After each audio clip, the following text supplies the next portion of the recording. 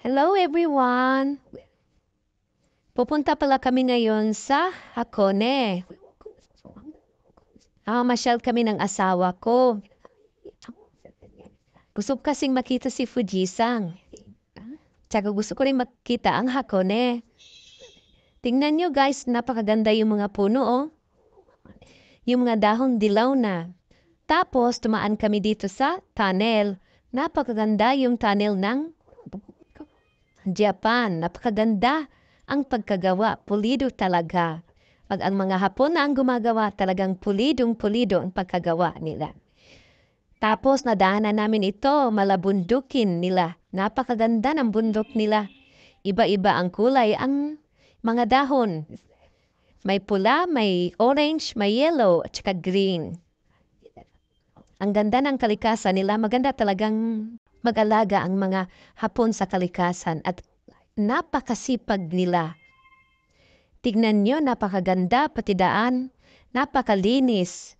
Kaya kung gusto nyong pumunta o mag-travel, punta kayo ng Japan.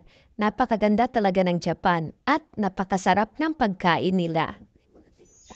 Tignan mo ang mga puno, napakaganda. Pag talagang taglamig na, talagang makikita mo sa mga dahon, sa mga puno, napakaganda. Iba-ibang kulay. Ayan, gusto nyo guys na pumunta, mag-travel, punta kayo ng Japan talaga. Yan ang masasabi ko sa inyo, hindi masasayang ang pera nyo, nai-enjoy pa kayo at napakaganda ng tanawin. Lalo na ngayon, mura ngayon ang yen. Tingnan nyo, nag-stop over kami dito sa lugar na to, kinunan ko yan ng video, yung mga puno, napakaganda. Ang daming tao dito guys, ang daming mga turista, iba-ibang lahi. Tingnan nyo, oh, napakaganda yung mga puno nila. Iba-iba ang kulay, yung mga dahon. Tsaka ang dami-daming turista, iba-ibang lahi, iba-ibang lingwahe ang naririnig ko. Tingnan nyo guys, napakaganda ng mga puno nila. Kaya ang daming turista kasi chance nila ngayon, kasi mura lang ang yen ngayon, ang palitan. Kasi pag mahal naman ang palitan ng yen, tataas ang yen, siyempre bababa ang turista, hindi masyadong kumupunta dito sa Japan dahil mahal. Ngayon, mura kasi chance nila na pumunta. Ang dami-daming turistang gustong-gustong pumunta dito sa Japan. Maganda kasi talaga ang Japan eh. Hindi masasayang ang pera mo pag pumunta ka dito. Masarap pang pagkain, masarap pang ang tanawin, napakalinis pa. Tsaka, tingnan nyo, ito mga turista to eh. Tsaka ang dami dito mga souvenir shop. Naghahanap kami ng makakainan namin. Ang dami kasing tao eh. Di mo alam kung saan ka pupunta. Magpapark. Ito naman, yun dito sa ito naman yung nagpumipila. Gusto nilang pumila na papunta, sasakay ng cable para makita talaga nila si Fujisang sa malapit. Ay, Diyos ko, dahil napakaraming tao. At saka itong sa kabila, iwan ko kung anong pinipilahan nito. Napakarami daw tao. 3 oras ka daw, 4 na oras bago ka makasakay sa cable. At ito, dinaanan namin yung lake nila. Napakaganda, no? Napakalaki ng lake nila, oh.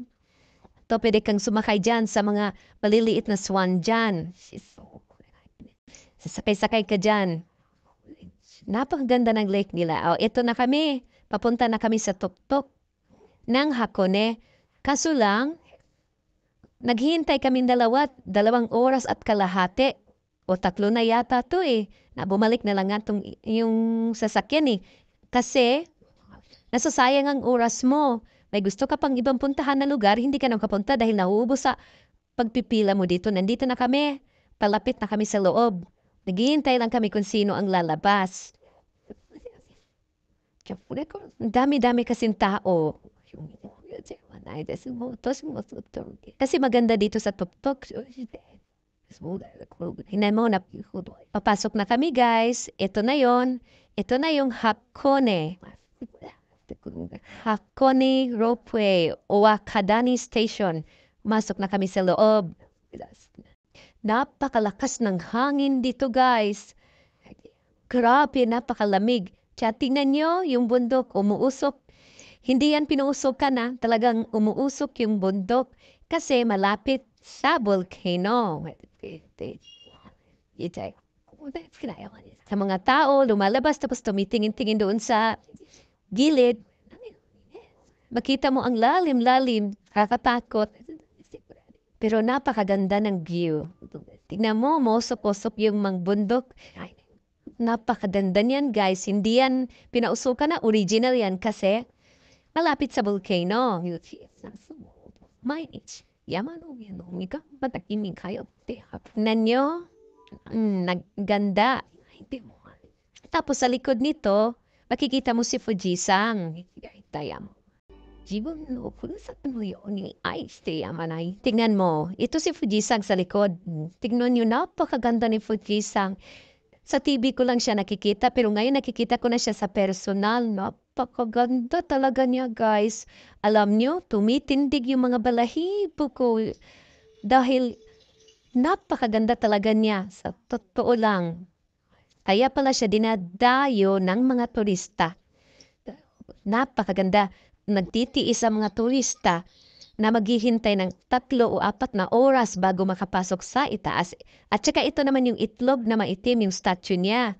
At saka totoong may itlog talagang binibenta dito. Pag kumain ka daw ng itlog, isang itlog na itim, plus 5 daw ang aabutin mo, tataas daw ang buhay mo. Yun ang sabi nila, ha?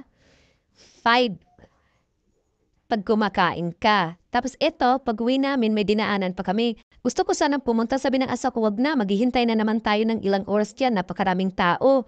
Ano naman kaya meron doon? Gusto ko sanang puntahan, pero sabi ng asa ko, wag na daw, kasi sayang daw yung oras. Pupunta pa daw kami sa ibang lugar. Ang mga balon, tingnan yon, ang bundok ng Japan. Napakaraming puno, napakaganda talaga. Ito ang buhay namin dito sa Japan. Pag wala kaming trabaho, mamamasyal kami. Kami na mag-asawa. I-spend namin i-ano namin yung oras namin na mamasyal kami. Kasi puro lang tayo trabaho. Tignan nyo yung lake nila. Napakaganda. Lake yan, hindi yan dagat. Ang dami ding taon dyan, ang daming turista dyan. Kasi mayroon dyan, yung parang boat na, yung uupahan nila, tapos sasakay ka dyan. Nakikita mo yung view doon sa iba-ibang lugar.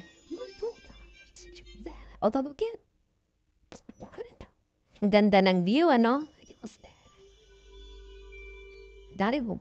Tapos nadadaanan naman ulit namin si Fujisang. Napakaganda talaga niya. Nalilibutan siya ng snow. Salamat sa panonood, guys!